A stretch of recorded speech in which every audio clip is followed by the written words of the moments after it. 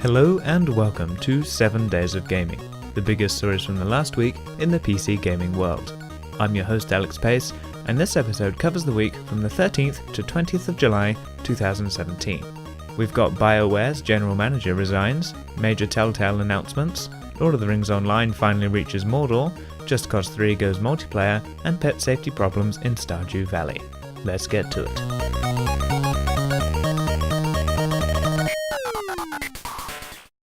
Wargaming have struck a deal with Splash Damage, the studio that released multiplayer FPS's Dirty Bomb and Brink, and also contributed to games like Gears of War 4 and Wolfenstein Enemy Territory. Multiple projects are now apparently in the works, with the main focus being on Splash Damage's, quote, vast multiplayer experience. Both parties speak about their dedication to good game design and the value of listening to the community. Splash Damage CEO Paul Wedgwood says, "The wargaming universe gives our team a great creative canvas, allowing us to develop a game experience for a massive, loyal following, and we're extremely excited to get started." BioWare's general manager, Aaron Flynn, is set to leave the company after 5 years in his current role and a total of 17 years as an employee. He will be replaced by Casey Hudson, who was the project director on Star Wars: Knights of the Old Republic and the first 3 games in the Mass Effect series. Flynn was looking to make a life change for a while and was prompted to go ahead with this move after he knew Hudson would be filling the role. Hudson left BioWare in 2014 to go work with Microsoft on the HoloLens, and he says these years have been transformative and he is thrilled to be returning. Hudson's work is already cut out for him, continuing Flynn's work on the company's new IP, Anthem. In case you didn't already know, Green Man Gaming's Summer Sale Warm-Up has launched, offering both straight discounts and flash deals every 24 hours. The online store says it will build up to the main event in August, with different deals, presumably increasing in value, along the way. Games on sale include Fallout 4, XCOM 2, and Mad Max, among a host of others.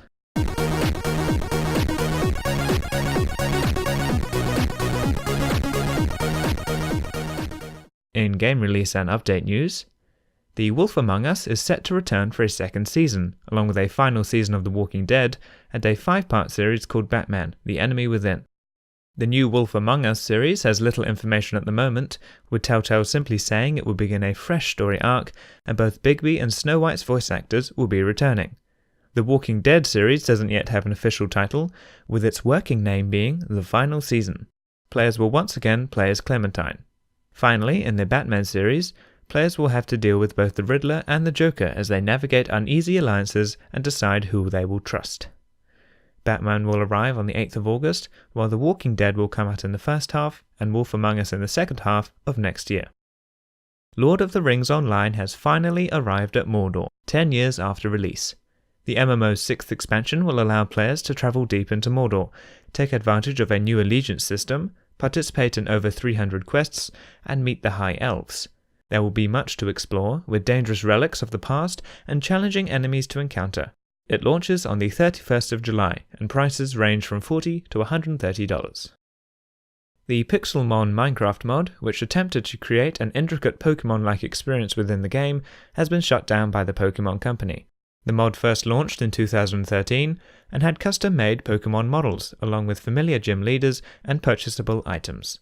It was updated regularly and had an active fanbase, both on YouTube and in forums. The team say they had a great time making the mod and building the community. Pokemon and Nintendo are renowned for being very defensive of their brand, and it's surprising it lasted these last 4 years. In other mod news, the long-awaited multiplayer mod for Just Cause 3 has launched for free through its own page on Steam. Developer Team Nanos say it allows up to 100 players to mess around on the same island, doing everything from blowing stuff up, racing cars, jets and boats, pulling off stunts together, custom game modes, and blowing up some more stuff. The initial 1.0 version won't include support for tethering things together, but that, along with achievements and skin changes, is set to arrive with the next update. Future plans beyond that will also be unveiled soon.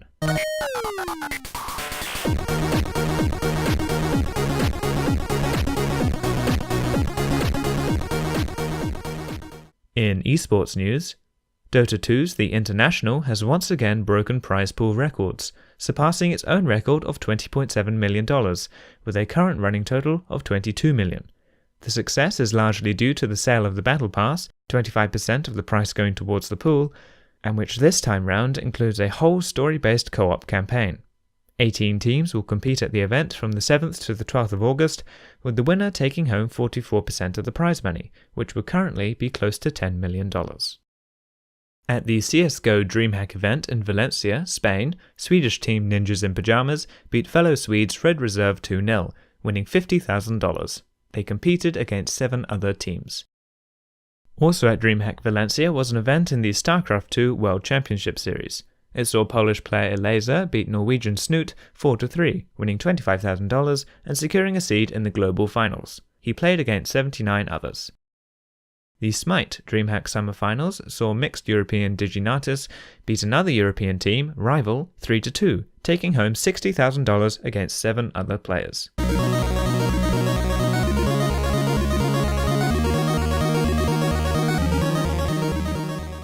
The top sellers on Steam this week were PlayerUnknown's Battlegrounds, CSGO, H1Z1 King the Kill, GTA 5, Middle-earth Shadow of Mordor, Fire Pro Wrestling World, Stardew Valley, Friday the 13th, and God Eater 2 Rage Burst. Finally, my favourite story of the week was, a concerned player has written in to Stardew Valley creator Eric Barone, worried about the game's guinea pigs. Within the game is a character named Abigail, who has a pet guinea pig, David. The writer, who goes by the username BuffyB on Reddit, says the pet is being treated wrongly in 3 key areas.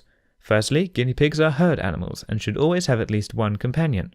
Secondly, the cage in which it is housed, an aquarium, is incorrect.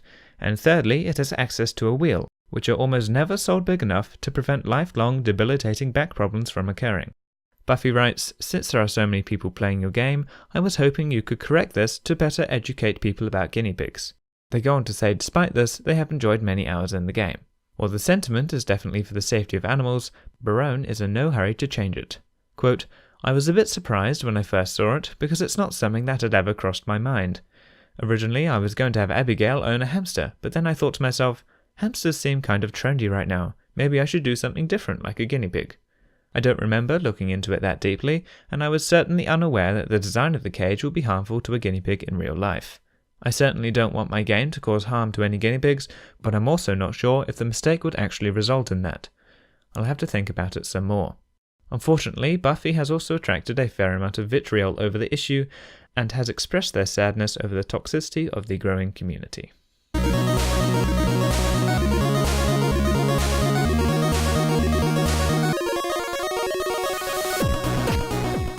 You can become a patron of the show at patreon.com/7daysofgaming.